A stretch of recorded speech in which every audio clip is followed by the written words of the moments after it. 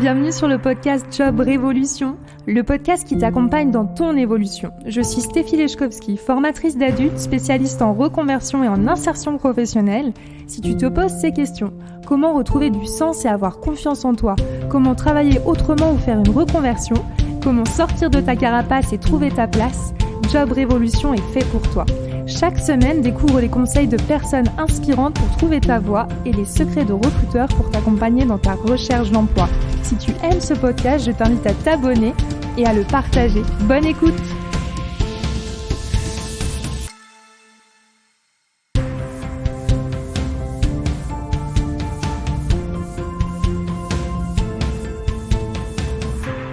Bonjour à tous, j'ai le grand plaisir de vous présenter Aurélien Rigard, qui est recruteur au sein d'Avisio, mais il est aussi très actif pour l'association Elle Digital, qui encourage les femmes à découvrir les métiers du numérique, mais aussi qui valorise la mixité dans les métiers du digital en entreprise. Je vous souhaite une bonne écoute.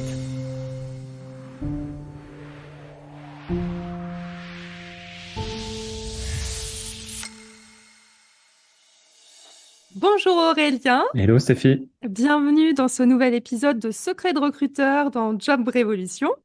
Je suis ravie de t'accueillir. Également, écoute, avec grand plaisir, ravi de discuter avec toi aujourd'hui. Et puis du coup, je vais te poser la première question fatidique qui est donc qui es-tu? Alors moi c'est Aurélien, j'ai bientôt 38 ans, presque 16 ans de carrière, ça commence à faire pas mal quand même. J'ai démarré en tant que communicant, puis chargé de communication et recrutement, et recruteur à temps plein depuis presque 6 ans. Donc je ne sais pas si on peut parler de reconversion, mais ça y ressemble quand même un peu, et je crois que c'est un sujet qu'on va aborder assez largement. Donc je suis ravi de pouvoir en discuter avec toi une nouvelle fois. Pour te parler un petit peu de là où j'en suis actuellement, il y a quelques mois, j'ai eu une opportunité qui était quand même assez incroyable, celle de rejoindre Avisio en tant que recruteur en résidence. Alors, franchement, c'est une aventure un peu folle. D'abord parce que les ambitions sont très fortes dans cette boîte. On veut devenir le guichet unique des entreprises dans leurs enjeux RH et People. Rien que ça. Et on a Henri, du coup, notre CEO, qui parle de Talent One Stop Shop. Donc, c'est un concept qui est bien à lui, qui ne sera peut-être d'ailleurs plus d'actu lorsque tu diffuseras ce podcast. Je ne sais pas si ça emballe vraiment notre équipe marketing, mais ça en dit long, en tout cas, sur l'effervescence et sur les envies qu'il y a chez nous. Et j'ai rejoint aussi une équipe qui s'efforce de réinventer le métier de RPO, de recruteur en mission, pour mieux accompagner les entreprises dans leur croissance. Et on ne se contente pas uniquement de délivrer, de faire des recrutements, on challenge les pratiques en interne, on défriche pas mal de sujets transverses et ça rend le quotidien très intéressant pour nous. Et à côté de ça, du coup, petite parenthèse, je suis papa d'un petit gars aussi qui a bientôt 9 ans et dont je suis forcément très fier, donc c'est le plus important. Voilà. Si ça, c'est pas franchement le meilleur job de la Terre. Exactement. Écoute, en plus, du coup, c'est bientôt votre anniversaire à tous les deux, si je comprends bien. Exactement, on est tous les deux du mois de novembre. C'est un gros mois pour nous, le mois de novembre, donc voilà, ça va être top. Ok, bon, en tout cas, plein de fêtes pour le mois de novembre. Ok, et puis du coup, pour revenir sur ce que tu disais, parce que je t'avoue que je connais pas forcément tous les termes, etc. Donc, qu'est-ce que ça veut dire concrètement in résidence, du coup? Enfin, c'est en résidence, donc j'imagine en entreprise. Enfin, voilà. Exactement. On est recruteur externalisé, donc on intervient pour le compte de clients Mhm. directement chez eux, dans leur entreprise, et on les accompagne sur un temps donné pour répondre à leurs besoins en recrutement, les aider à structurer leur pôle recrutement et les accompagner, bien entendu, dans la réussite de leurs objectifs. Ok. Et puis, j'ai quand même une petite question aussi sur ton parcours. Toi, qu'est-ce qui a fait que tu es passé comment tu es passé de la communication au recrutement? Alors, ça s'est fait complètement par hasard, si tu veux, comme beaucoup de recruteurs d'ailleurs, et de recruteuses. J'ai eu l'occasion de travailler pour un groupement d'employeurs qui mettait à disposition mes compétences auprès de différentes structures.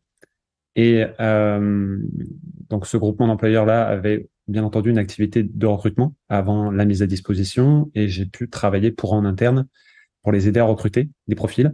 Et j'ai tout simplement adoré ça pour plein de raisons que l'on va sans doute revoir au travers de notre discussion, de nos échanges. Mais j'adore ce que je fais au quotidien et j'espère encore pouvoir le faire pendant pas mal d'années. Ouais. Bon, ça fait plaisir en tout cas à voir pour moi en tout cas et à entendre. Et puis du coup, bah, j'avais une première question à te poser, justement concernant la reconversion professionnelle.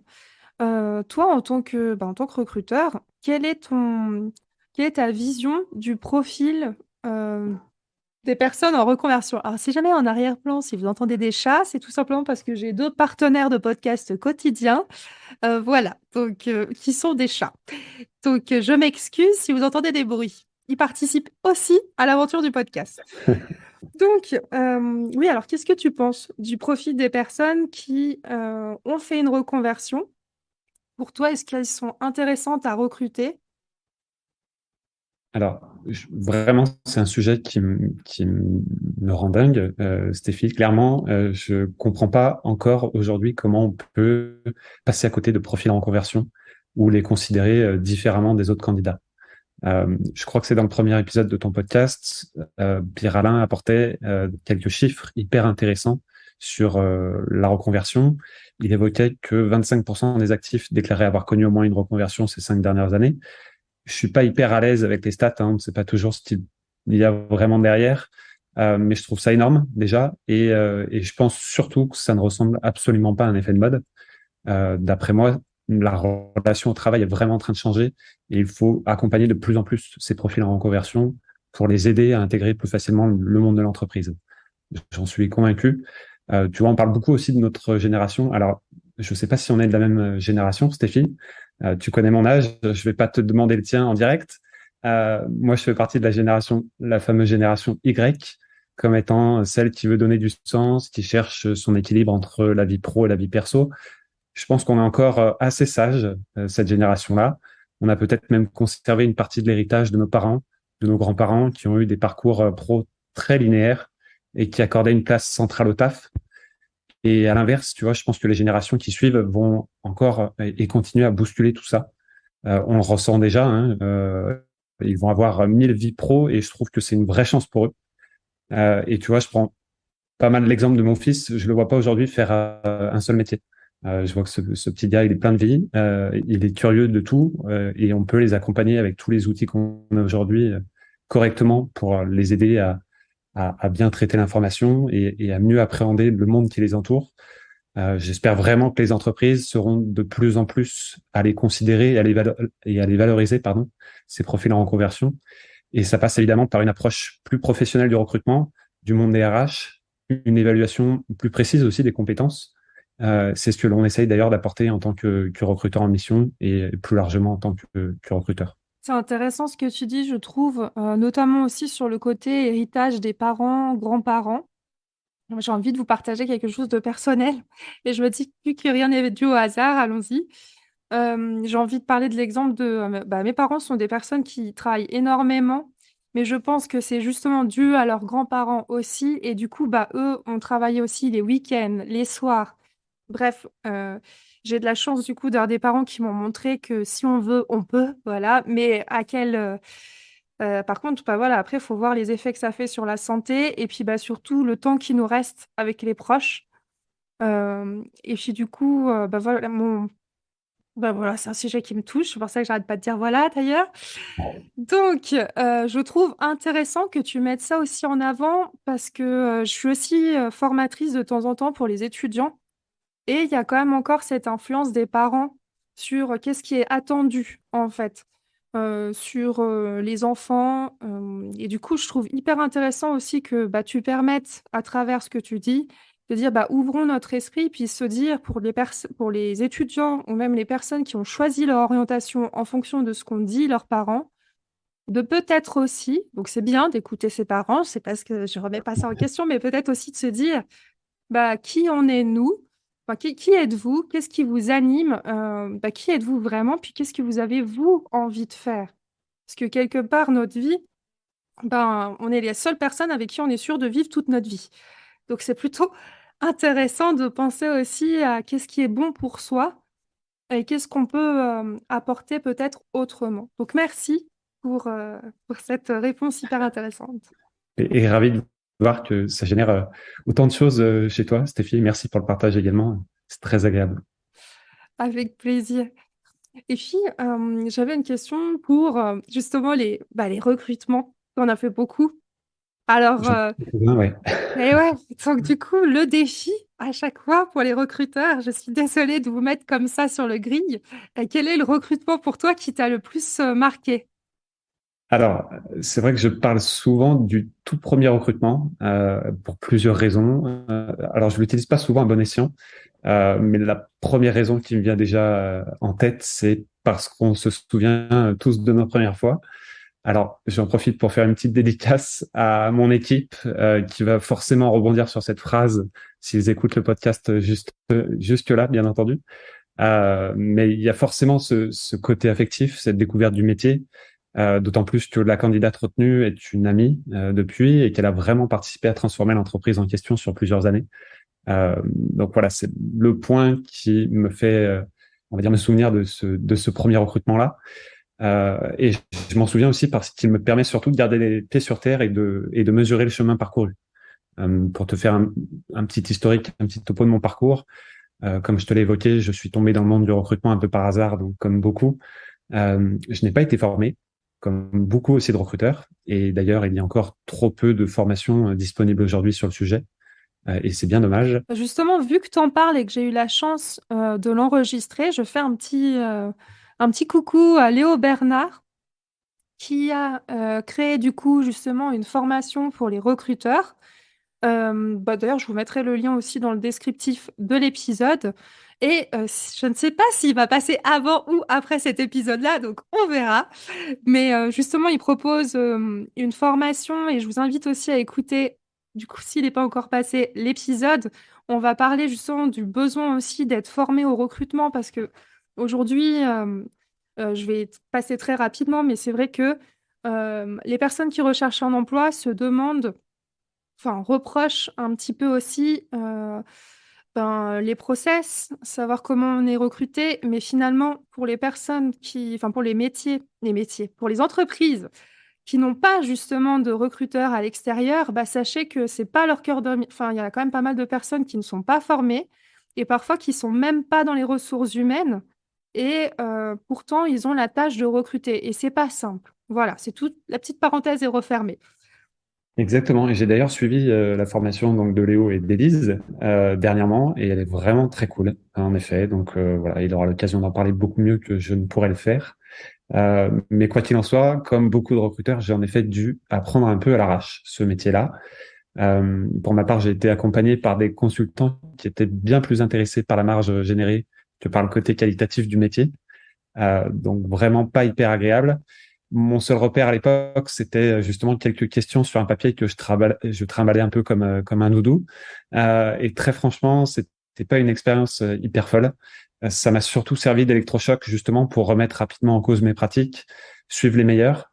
Et je pense que tu vas en rencontrer un certain nombre de ces personnes justement que je suis et qui m'inspirent.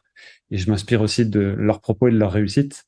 Et j'ai encore beaucoup de choses à apprendre de mon côté, mais ça fait plusieurs années que je pense être sur la bonne voie. Et ce métier est vraiment beaucoup plus gratifiant comme ça. Oui, effectivement.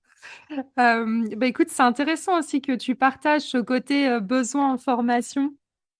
Je pense que dans tous les métiers, de toute façon, de l'humain, c'est comme la technologie, en fait. La technologie, elle évolue vite, mais en fait, un humain est complexe. Et on a beau apprendre plein de choses sur les neurosciences, tout ça. Mais quelque part, le recrutement, c'est quand même une rencontre entre deux humains. Et en plus, le recrutement, on met en plus deux humains, on doit en plus trouver une orientation pour cet humain. Donc voilà, pas évident, très très complexe quand même. Donc c'est intéressant aussi d'aborder tous ces points de vue-là. Et un petit coucou aussi aux autres invités que j'ai déjà pu avoir, qui permettent aussi de partager. Et en fait, je trouve aussi chouette, t'en fais partie, Aurélien, des personnes justement qui apportent des conseils concrets, non seulement aux autres recruteurs, pour aussi recruter différemment. Donc pour moi, vous montez en compétence en partageant votre savoir-faire et en plus, vous donnez des conseils concrets aux candidats. Donc, franchement, bah, merci. D'ailleurs, c'est pour ça que tu es là. Merci beaucoup. Et puis, j'avais une petite question aussi. Bah, quel est le pire entretien d'embauche que tu aies vécu? Alors, je vais te décevoir, Stéphine, mais je n'ai pas d'anecdote suffisamment croustillante à partager avec toi. Tu vois, je n'ai pas eu d'accident de webcam ou de candidat qui se connecte en slip. Rien de tout ça. Je crois que je n'ai pas encore croisé les bons profils ou que le meilleur reste à venir, j'en sais rien. Mais pour l'instant, vraiment de pire entretien d'embauche. J'ai simplement peut-être voilà, une aventure qui m'est arrivée et je peux par contre te parler en effet d'une décision de recrutement qui était un peu trop basée sur l'affect. C'était il y a quelques années, j'ai défendu un candidat qui était en galère pendant le premier confinement. Je lui ai fait confiance et à trop vouloir jouer un peu les super-héros, les véritables critères de sélection sont passés au second rang et je n'ai pas pris la bonne décision pour moi comme pour mon équipe. Alors, résultat, forcément, le candidat en question n'a fait que quelques jours dans l'entreprise. C'est malheureux, mais ça arrive. Comme le disait mon boss de l'époque, on n'est pas chirurgien, on ne fait pas des opérations à cœur ouvert. Et il a raison. Mais ce n'est pas toujours évident de laisser l'affect de côté, surtout dans nos métiers, comme tu le disais, où on touche à l'humain, de se détacher de ses biais. On parle beaucoup des biais cognitifs, notamment pour prendre les décisions les plus éclairées possibles. Euh, et quand je parle des biais, de l'affect, etc., j'écarte toute notion de respect, de considération. Ça, ce sont des choses que l'on doit automatiquement avoir avec nos candidats, avec les profils que l'on accompagne. Par contre, en effet, il ne faut pas que l'affect puisse biaiser les décisions. Bref, c'était un moment délicat, pas facile à gérer, mais qui m'a beaucoup appris pour la suite euh, et qui me rend sans doute aussi meilleur parce qu'on apprend tous de nos erreurs, tout simplement. Bah, merci, je trouve hyper humble, enfin très, enfin beaucoup, tu as beaucoup d'humilité en fait dans ce que tu dis et chapeau parce que ça montre aussi bah, que les recruteurs sont authentiques, qu'ils ont aussi le droit à l'erreur en fait. Et en plus, pour le coup, là c'était vraiment une erreur due au cœur, on va dire. Donc voilà, toi aussi tu as été humain et c'est plutôt bien de le montrer en tout cas aujourd'hui, puis de dire quels sont les apprentissages. Petite info aussi. Je trouve intéressant que tu abordes les biais. Je l'aborde aussi justement, je l'ai abordé avec les étudiants aussi, mais dans le marketing, à quel point bah, on est un petit peu bah, des humains et donc pas des machines. Donc forcément, on n'est pas si prévisible que ça. C'est Donc top. c'est bien que tu le rappelles. Et d'ailleurs, dans la formation, il me semble, tu me corrigeras si je me trompe, mais il me semble que dans la formation de Léo et d'Élise, ils abordent aussi les biais cognitifs. C'est juste? Oui, exactement. D'ailleurs, à force d'en parler, on demandera un petit pourcentage, hein, je crois, sur les prochaines inscriptions. Euh, mais oui, oui, on aborde énormément de sujets, et notamment ces sujets-là qui font en effet que le recrutement doit être perçu comme un vrai métier, malgré tout, et que ça peut être donné à tout le monde de bien recruter, mais encore faut-il déconstruire justement ce que l'on perçoit de ce métier et essayer de faire différemment en s'appuyant sur des bonnes pratiques et des bons conseils. Et Elise et Léo n'en manquent pas. C'est juste, c'est juste. Tout. Et puis, ah oui, l'entretien le plus drôle. Ça, c'est ma partie préférée. Elle n'est pas forcément évidente, cette question. Mais quel est l'entretien que tu as trouvé le plus drôle dont tu te souviens? Alors, il est pas si vieux que ça. C'est plus une vanne qu'un entretien en tant que tel. Une vanne qu'on voulait faire à l'occasion d'Halloween et qui m'a d'ailleurs été inspirée par une amie, mais qui n'a absolument pas marché du tout. On était deux en fait pour faire passer un entretien de recrutement en visio. Et justement, on avait pris des masques un peu flippants pour se connecter au moment où le candidat allait nous rejoindre. J'étais assez confiant de mon côté parce que la préqualification téléphonique s'était bien passée et que le candidat m'avait paru à son aise. On voulait en fait tout simplement marquer le coup. On sortait de quelques mois de confinement. On s'est donc autorisé cette petite blague. On se connecte et là, en fait, gros blanc. Mon candidat est resté vraiment sans réaction et il attendait tout simplement qu'on commence. Et nous, on est restés comme deux abrutis avec nos masques. Donc, on les a enlevés en silence, un peu, tu vois, comme des gamins à qui on avait fait les gros yeux. J'ai laissé mon collègue démarrer sur la présentation de l'entreprise parce que de mon côté, je pouvais absolument pas garder mon sérieux. Donc j'ai quitté la pièce.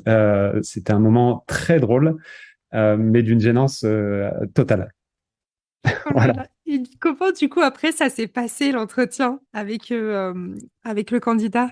Il a fini par percevoir quand même la petite touche d'humour qu'on voulait apporter. Heureusement, j'étais avec un de mes collègues qui est très à l'aise enfin voilà, dans la relation humaine aussi et qui a rapidement expliqué le contexte de cette blague qui était surtout lié au fait que qu'on ne s'était pas vu depuis longtemps avec les différents confinements, qu'on prenait plaisir en fait à partager un bout de moment ensemble et qu'on voulait le partager aussi auprès de lui.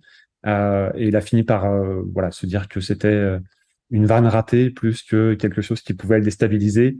C'était vraiment de cette manière-là qu'on voulait qu'on voulait le partager avec lui en espérant le faire rire. Ça n'a pas marché, mais on a tenté quand même. En tout cas, Voilà. moi, ça me fait rigoler maintenant. Le pauvre candidat, quand même, Ouais. j'avoue, je compatis. D'ailleurs, s'il nous écoute, je compatis. Je sais pas comment j'aurais réagi à part ça. Moi, je suis en train de me dire, comment j'aurais réagi? Ça, c'est intéressant. On ne tente plus ce genre de choses hein, désormais. Voilà, j'ai pas une approche toujours très ultra professionnelle et très cadrée de tout ça, mais on évite en effet ce genre de sortie de route qui était encore une fois plus une petite vanne et un petit clin d'œil qu'autre chose. Ok, bah merci pour ce partage en tout cas. Euh, pour les astuces, parce que c'est vrai qu'avec toute l'expérience que tu as, du coup, et notamment justement les entretiens, bah, quels conseils tu pourrais donner aux personnes pour moins stresser pour aller en entretien, puis pour être mieux préparées? Qu'est-ce que tu leur dirais?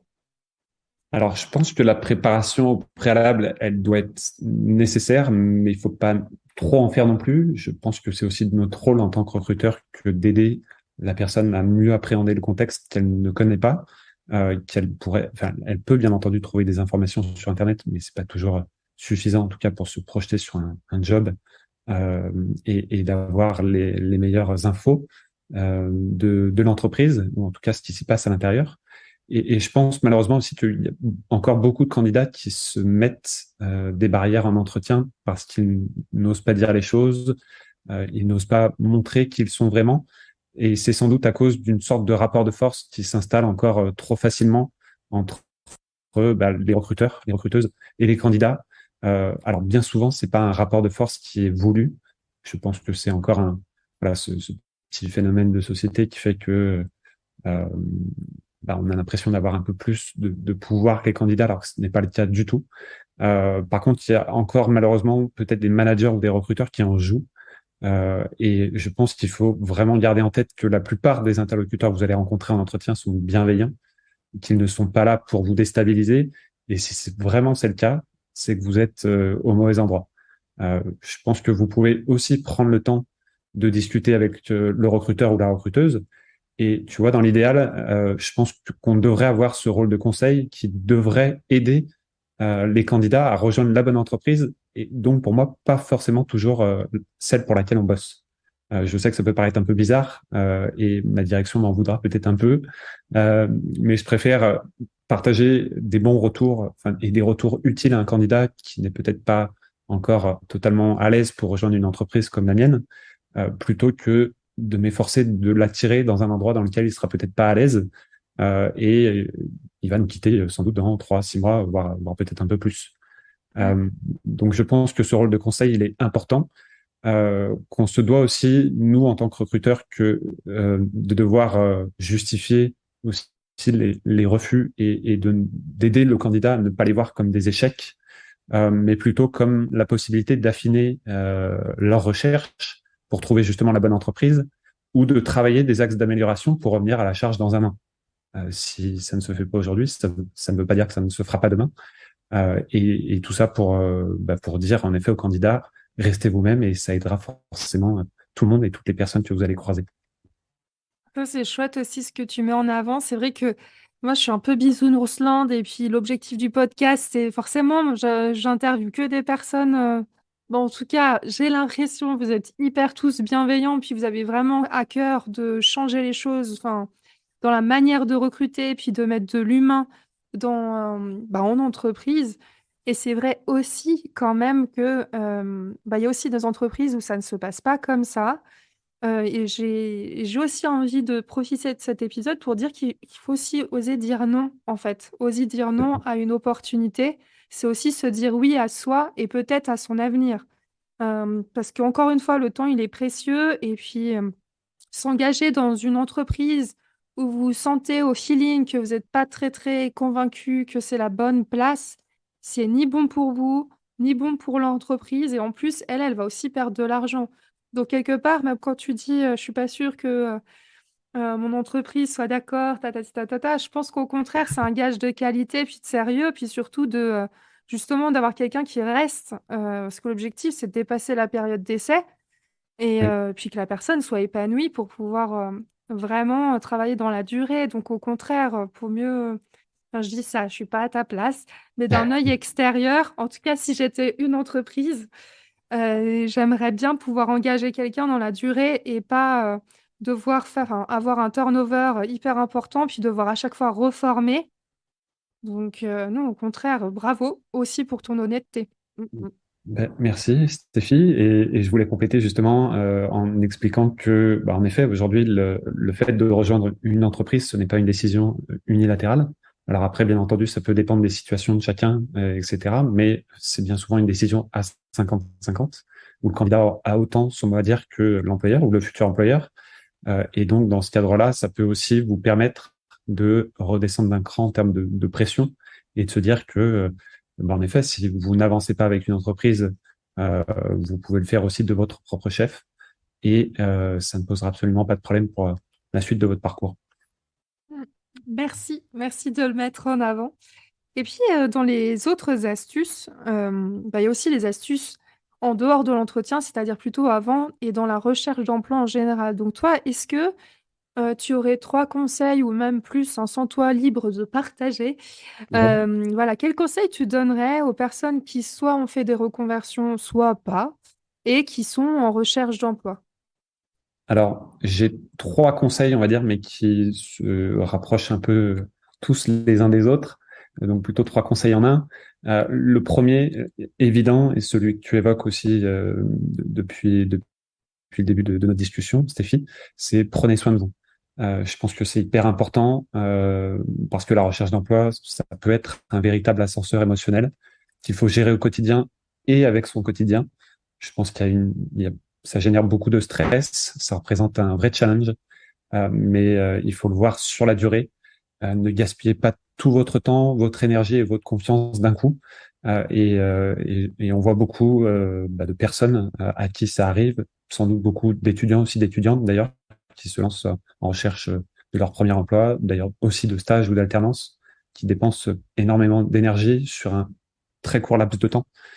Prenez le temps de construire tout ça. Et c'est justement un peu le deuxième conseil, le temps de cibler les entreprises qui vous intéressent, d'identifier vos interlocuteurs, de travailler vos outils. Alors, on parle nécessairement du CV, de la lettre de motivation, du profil LinkedIn. Je pense que c'est hyper important aussi. Ouais. Et par rapport justement à ce côté gagner en énergie, ou plus ou moins, enfin plutôt la préserver, j'ai fait un post il y a quelques temps, ou même un carrousel, enfin bon, je sais plus, on s'en fiche. Je comparais la recherche d'emploi au sport. Mais en fait, c'est tellement ça. C'est-à-dire que, déjà, si on n'est pas sportif, voilà. Donc, la recherche d'emploi, c'est pareil. Si on n'est pas Ouais, habitué, c'est plus compliqué. super. Voilà. C'est pareil que le sport. Et donc, du coup, l'idée en sport, à chaque fois qu'il y a quelqu'un qui a essayé de me motiver à faire plus de sport, il m'a dit ça, mais c'est vrai. Et en fait, le moment le plus important quand on fait du sport, c'est aussi justement le repos. Et Complètement. c'est tellement juste. Je l'aborde aussi dans les épisodes, par exemple, avec les personnes qui ont fait des reconversions et qui vont vers un métier d'indépendant, mais c'est toujours la même chose. C'est-à-dire que quand il y a quelque chose qui nous tient à cœur, on s'enflamme et on risque de perdre de l'énergie, on compte plus le temps parce qu'on a l'impression qu'on n'a pas le temps. Mais en fait, le temps le plus important, c'est rigolo, on n'arrête pas de parler de temps aujourd'hui.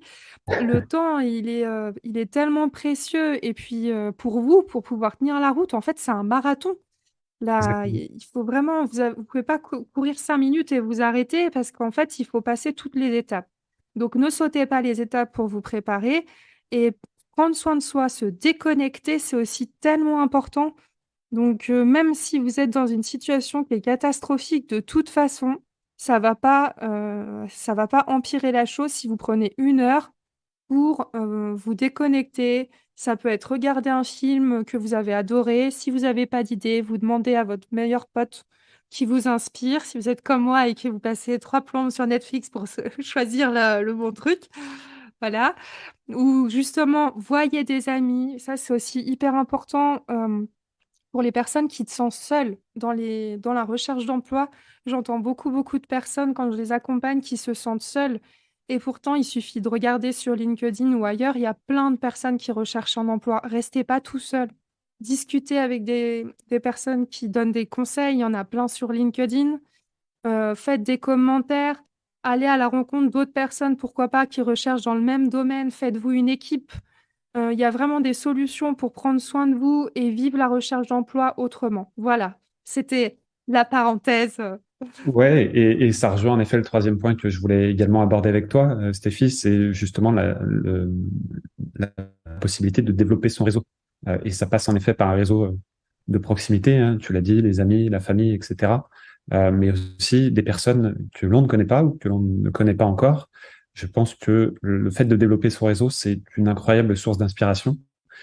Je pense qu'il ne faut pas hésiter en fait à entrer tout simplement en contact avec des personnes qui prendront le temps de vous expliquer ce qu'ils font, qui vous feront peut-être découvrir aussi leurs entreprises de l'intérieur.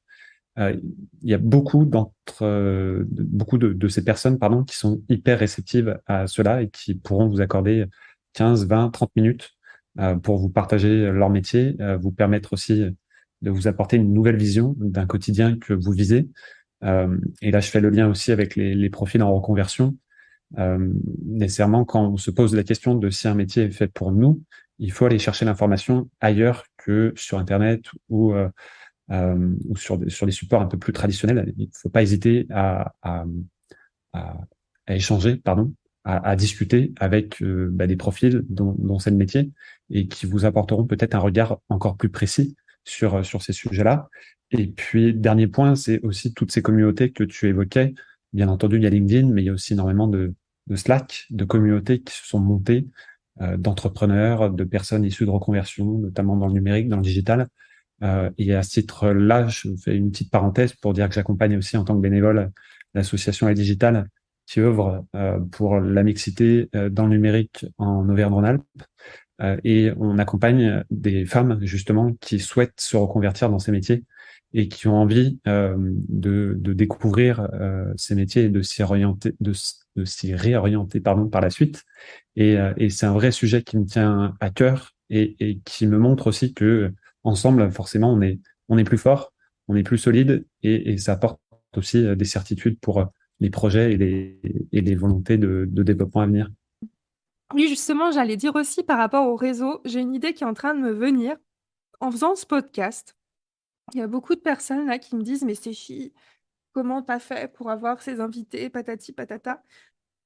Et moi, j'ai pas été, chercher loin. Sincèrement, j'ai juste regardé les personnes qui étaient en lien avec ce qui me tenait à cœur. Et ben, un métier, c'est pareil. Regardez les gens qui vous parlent, regardez les gens qui font peut-être déjà le métier que vous voulez faire et en fait, ne sous-estimez pas la bienveillance des gens et l'envie de partager. Ce podcast, c'est un exemple concret. Je paye personne pour faire ce podcast. Malheureusement, désolée Aurélien. Non, non, pas de Non, souci. mais clairement, enfin voilà, vous avez vu le temps que chaque invité passe sur ce podcast. Alors, comment j'ai fait? Ça peut peut-être aussi vous aider pour vous. Bah, c'est simple. Vous faites une liste de questions que vous aimeriez poser. Comme ça permet de faire gagner du temps à la personne qui pourrait vous répondre. En plus, vous voyez, vous avez même pas besoin de tousser si vous envoyez par LinkedIn, donc c'est parfait. Et puis, vous pouvez aussi créer, par exemple, un Calendly. Calendly, ça m'a beaucoup aidé pour faciliter la prise de rendez-vous. Et du coup, ça permet aussi à la personne de vous répondre beaucoup plus rapidement et de prévoir, par exemple, une visio. La visio, bah, ça peut être une visio, tout comme un appel téléphonique. Du coup, pas besoin de se déplacer. Vous faites gagner du temps à la personne aussi. Et c'est peut-être justement beaucoup plus simple aussi pour vous organiser. Si vous êtes pas, voilà, si vous avez un peu peur d'aller prendre un café avec quelqu'un, ça peut se comprendre aussi. Surtout, surtout quand on est en recherche d'emploi, il y a pas mal de personnes qui perdent en estime et en confiance. Du coup, ce côté-là, la visio, ça peut vous aider. Donc voilà, préparez une liste de questions qui sont assez simples sur le parcours de la personne. Quels sont, par exemple, qu'est-ce qui pourrait être important à savoir sur le métier qu'elles font aujourd'hui? Quels sont aussi pour elles, par exemple, les freins aussi qui pourraient faire qu'il faut surtout pas choisir ce métier? C'est hyper important de connaître ses qualités, mais aussi ses défauts. Donc n'hésitez pas à demander aussi pour justement ne pas vous tromper, parce qu'il y a peut-être quelque chose que vous fantasmez, enfin une orientation professionnelle que vous fantasmez, mais que vous ne connaissez pas. Du coup, c'est chouette aussi de demander, aux personnes qui font déjà ce métier de dire: «Bah, voilà, à votre avis, quels sont les défauts, qu'il faut absolument ne pas avoir pour faire ce métier? Et les qualités, bah, évidemment pour vérifier si vous les avez ou si vous pouvez les développer», par exemple. Voilà, petite parenthèse. Je sais pas ce que tu en penses, Aurélien? Je suis entièrement d'accord avec toi et je pense d'ailleurs que tous tes invités, que ce soit ceux qui sont déjà passés ou les futurs aussi, en tant que recruteur, on côtoie forcément des candidats, des collaborateurs qui sont sur des métiers qui sont très variés et on peut aussi se faire le relais pour vous aider à trouver le bon interlocuteur si vous manquez de ressources de ce côté-là. Voilà. Et d'ailleurs, du coup, je vais vous mettre le profil LinkedIn d'Aurélien dans le descriptif de l'épisode et aussi sur l'article du blog qui est consacré à l'épisode, au cas où. Ouais, et puis, bah, du coup, une question qui me tient aussi à cœur, c'est justement l'évolution du recrutement.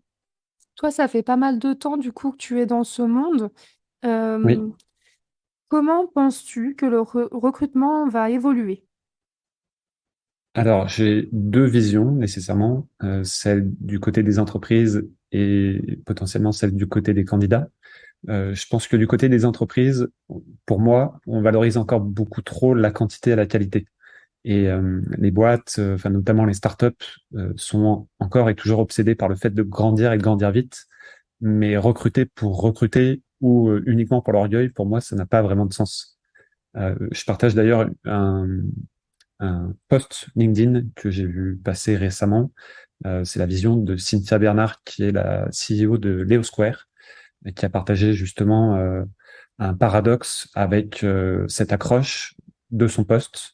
Elle met: ah, vous n'êtes que 6, je pensais que votre boîte marchait mieux que ça. Et en vrai, sa boîte fonctionne visiblement du tonnerre et elle défend en fait tout simplement cette volonté d'évoluer et de faire évoluer son entreprise de façon maîtrisée, de trouver et d'intégrer les bons collaborateurs, de faire évoluer correctement ses collaborateurs, ceux qui sont déjà dans l'entreprise et ceux qui vont venir, et pas forcément les faire monter tout de suite en compétence sur des postes de manager qu'ils ne maîtriseraient peut-être pas, tout simplement. Et puis d'éviter aussi les silos inutiles et puis les croissances qui ne sont pas du tout maîtrisées. Aujourd'hui, malheureusement, on voit pas mal d'entreprises qui se cassent la gueule par rapport à, excuse-moi du terme, par rapport notamment aux différentes crises successives, à toutes les transformations que subissent un peu notre environnement, notre société, etc. Et je pense qu'elle a tout à fait raison. Et j'espère que dans ce cadre-là, de plus en plus d'entreprises se poseront ces questions et qu'on ira vers un recrutement plus lent, euh, peut-être moins agressif justement pour les candidats comme pour les recruteurs d'ailleurs, parce que je pense que beaucoup d'entre eux et beaucoup d'entre nous s'épuisent à faire ce volume-là en fait. Je crois que ça nous transforme vraiment en robots et ce n'est pas pour rien qu'un recruteur sur trois pense changer de métier d'ici à un an. Tu vois, c'est un chiffre qui est ressorti assez récemment, je crois, d'une. Impressionnant. Un recruteur sur trois. C'est très impressionnant, ouais. Ça passe par les sujets qu'on a abordés ensemble, hein, le manque de formation, le manque de moyens peut-être aussi dans le métier, mais ça passe aussi par une pression qui est enfin qui est très liée à cette volonté de faire du volume, je pense, plus qu'à apporter les bons éléments pour justement aider à une meilleure croissance de l'entreprise. Tu vois, on ne réfléchit plus nécessairement à comment faire la différence en fait sur le marché. Je pense qu'il y a beaucoup de recruteurs qui font un peu tous la même chose et les candidats, ça les saoule tout simplement. Et en termes de recrutement et pour les recruteurs, ça n'a pas énormément de valeur ajoutée. Tu vois, j'ai suivi d'ailleurs récemment un webinaire où l'invité était une recruteuse de chez Odoo, qui est une boîte belge. Et je partagerai aussi le lien si tu me le permets. Avec plaisir. J'ai vraiment pris une grosse claque parce qu'elle expliquait justement que elle réfléchissait en interne à comment faire la différence pour recruter autrement que de faire de la chasse de tête, que de balancer 10 000 messages par semaine sur LinkedIn qui sont pas toujours très bien personnalisés ou très bien faits. Euh, et en fait, aujourd'hui, elle fait quasiment pas de chasse auprès d'un métier qui est vraiment en tension, celui des développeurs. Et elle arrive à atteindre tous les ans ses objectifs avec beaucoup plus de facilité que n'importe quelle boîte. Et c'était vraiment enfin, un bon webinaire en tout cas. Et un peu à l'image de notre société de manière globale, tu vois, j'aimerais aussi qu'on sorte un peu de ce modèle de croissance à outrance, de ralentir un peu justement, et se poser justement les bonnes questions aussi. Mais ça, c'est assez personnel et je pense qu'on aura l'occasion d'en discuter ailleurs. Et ça fait vraiment écho pour deux choses. La première, c'est que pour ceux qui savent pas, j'ai eu une expérience d'agente de recrutement en agence de placement. Ok. Mais alors, ça a duré 2 mois, c'est-à-dire la durée de la période d'essai. Non, mais à part ça, j'ai adoré. J'ai adoré. Pourquoi? Parce que j'étais persuadée qu'en étant recruteuse, il y avait le côté humain et le côté un petit peu commercial, parce qu'à la base, moi, j'étais dans le commercial, bref. Bon, pourquoi ils m'ont pas gardée? Parce que je devais recruter des personnes dans la finance. Et clairement, il a fallu que j'apprenne les métiers de la finance et c'était complètement insuffisant. De moi, c'était pas possible. Et en plus, au bout de 2 mois, pour des raisons différentes, il y a eu une personne en moins pour me former. Donc, typiquement, je me suis retrouvée au chômage et après, 3 semaines plus tard, enceinte, et c'est là que j'ai fait ma reconversion. Si vous voulez connaître la suite de l'histoire, il faudra me suivre. Voilà. Non, mais voilà. Mais comme quoi, c'est intéressant, c'est qu'il y a vraiment un besoin aussi d'être formé pour pouvoir faire n'importe quel métier et encore plus ce métier de recruteur parce qu'on est quand même censé connaître, enfin, vous êtes censé connaître, du coup, justement, les métiers pour lesquels vous allez recruter. Donc, il faut prendre ce temps, prendre le temps de connaître l'entreprise, prendre le temps de connaître les besoins. Et pour pouvoir après, en plus, avoir le temps aussi d'aller chercher les bonnes personnes. Donc, c'est important. Et puis, Mm. deuxième chose intéressante dans ce que tu dis, faire, j'aime bien dire aussi, ne pas chercher à vouloir faire plus, mais faire mieux avec moins. C'est comme ce rapport, des fois en candidature. En fait, quand on recherche un emploi, il y a beaucoup de personnes qui me disent: «Oui, j'envoie 60 candidatures, j'ai personne, tatati tatata» et je l'ai déjà dit dans les autres épisodes, mais je le répète, c'est mieux d'en faire moins, mais de faire des candidatures plus personnalisées ou qui sait même, vous avez pris le temps d'aller contacter les personnes dans l'entreprise. C'est pas du tout la même chose que d'envoyer le même CV à tout le monde en grande quantité, en fait. C'est comme si vous comparez le fast-food, un bon burger, enfin fast-food, vous avez compris, à un bon burger fait maison, aux petits oignons, et cetera. Je fais des comparaisons, je pense que je dois avoir faim. Et voilà. Mais voilà, c'est intéressant de prendre le temps et aussi pour se connaître et faire une reconversion, ça prend du temps. Aussi ça, c'est pour savoir ce que vous voulez vraiment, pour savoir quelle entreprise vous voulez vraiment aussi viser, comme tu disais, ça nécessite de faire du temps de recherche sur soi-même et aussi sur les entreprises. Donc vous voyez, si vous cumulez tout ce temps-là, puis après le temps de candidature, donc c'est normal que tout peut pas se faire comme ça à la va-vite. Et évidemment, quand vous travaillez aussi, voilà, être productif, oui, mais combien de temps? C'est ça que j'ai envie de vous dire. Combien de temps vous allez faire pour avoir toujours hem, la même productivité? J'en parlais avec les étudiants, encore une fois, j'en parle beaucoup aujourd'hui, ils doivent me manquer. Les, mmh, les étudiants en alternance qui sont justement dans la vente et ils me disaient: «En fait, tous les ans, les objectifs augmentent». Il y a pas de mais il y a pas de cohérence, en fait. Moi, je comprends pas pourquoi on veut toujours faire plus. Enfin, voilà. Après, c'est mon regard, mais du coup, je te rejoins vraiment beaucoup là-dessus, pour la qualité de vie aussi des gens, en entreprise et ailleurs. Je le partage complètement et tu vois, ce parallèle, il est hyper intéressant, je pense, justement, entre recruteur et candidat. Côté recruteur, quand on n'a pas cette prise de recul, on opte pour la stratégie du poulet sans tête. C'est-à-dire qu'on court dans tous les sens, mais on ne sait pas exactement ce que l'on cherche. ni quel profil va être intéressant pour l'entreprise, même si ça se trouve, ce profil est déjà dans l'entreprise et il faut juste le faire évoluer et l'accompagner au travers de la formation, etc. Donc, heureusement ou malheureusement, je sais pas, mais ce sont les années, moi, qui m'ont permis de prendre ce recul-là, justement. Et je pense que c'est très salvateur aujourd'hui quand on démarre dans une nouvelle entreprise où les objectifs de recrutement sont quand même assez conséquents. Et côté candidat, c'est la même chose.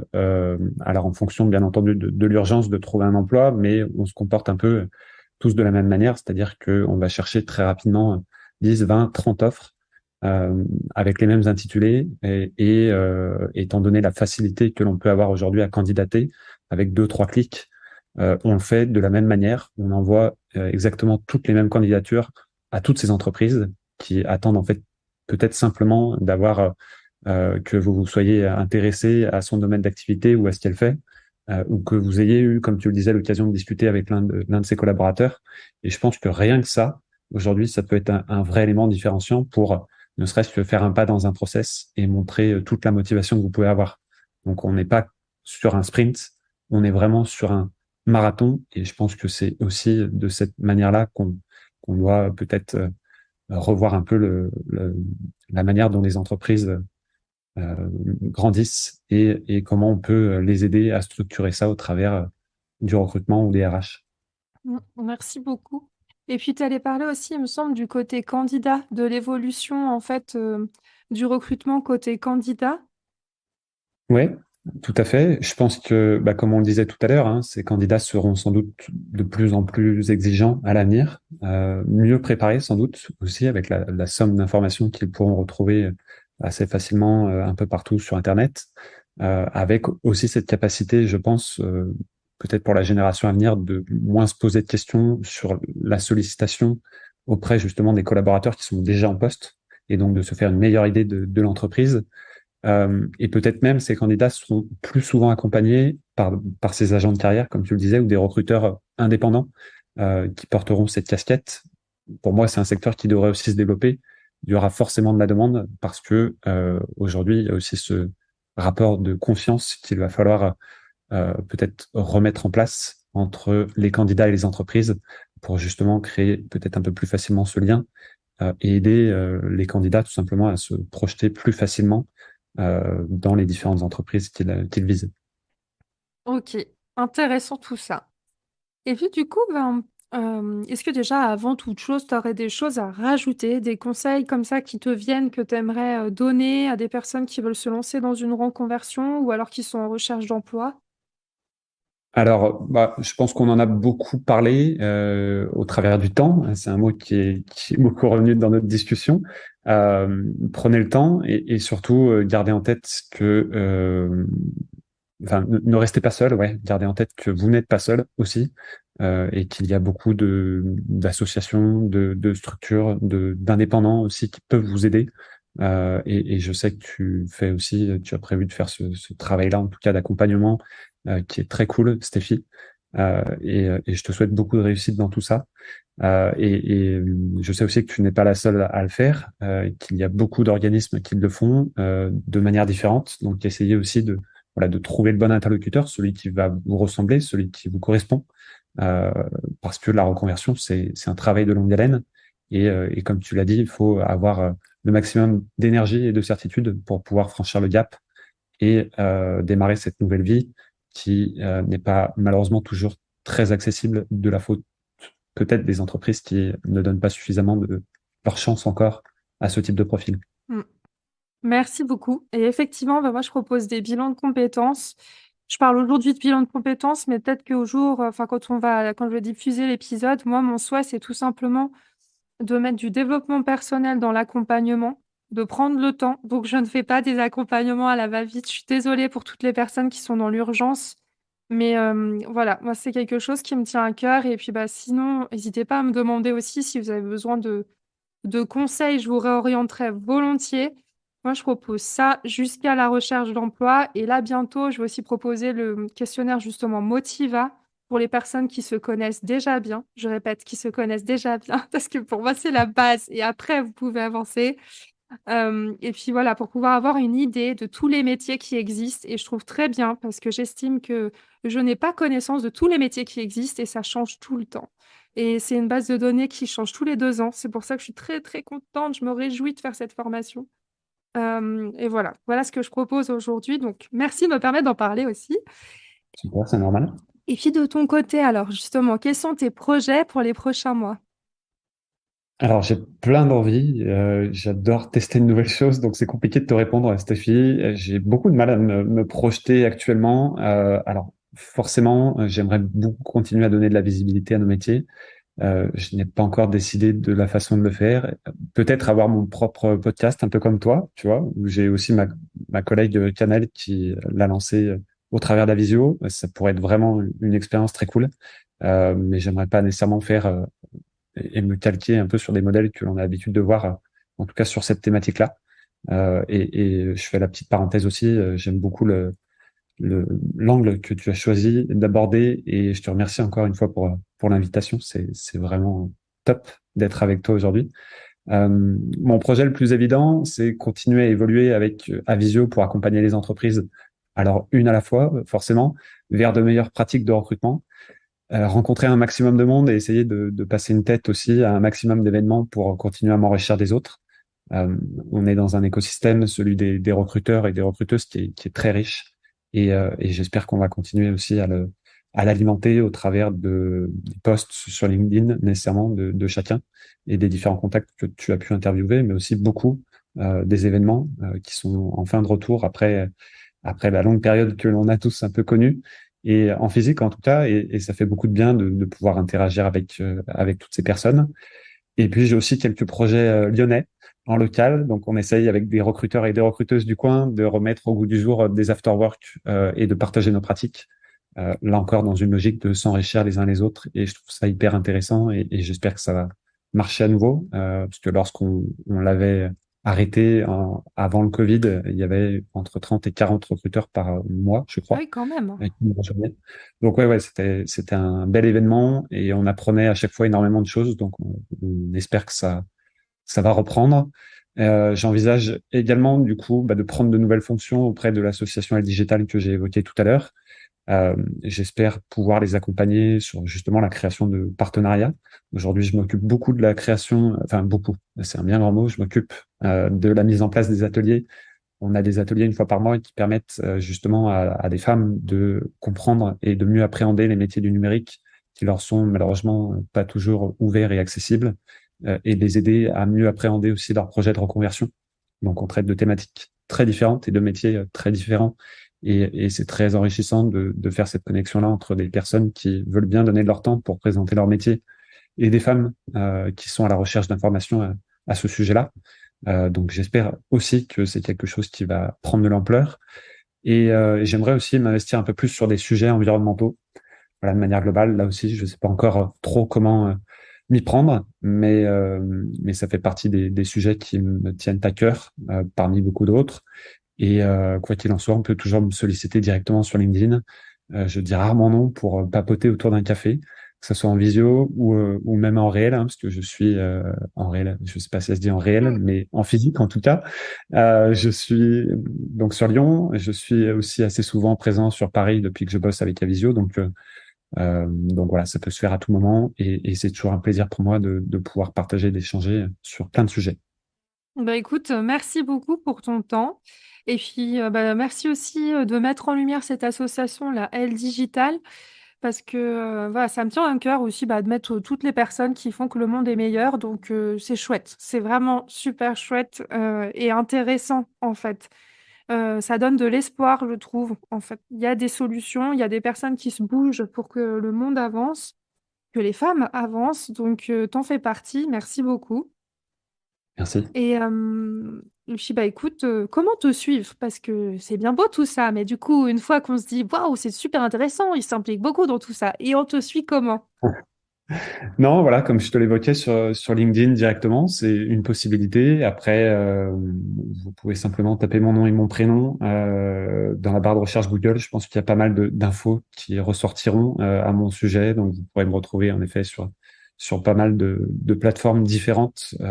Forcément, j'ai une préférence pour LinkedIn, mais si demain vous rentrez par une autre voie, il n'y a pas de souci non plus.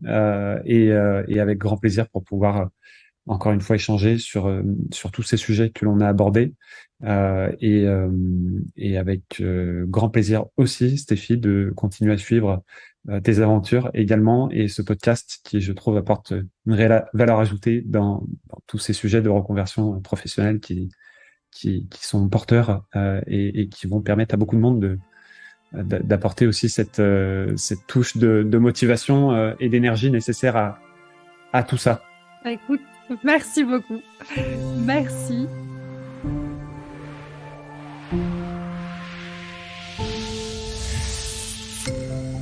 Un grand merci à tous d'avoir écouté cet épisode en entier. Un grand merci à Aurélien pour ton temps avant l'enregistrement et pendant l'enregistrement, et aussi pour ton engagement auprès de Elle Digital. Un grand bravo. Si vous avez aimé cet épisode, je vous encourage à le partager et je vous dis à très bientôt.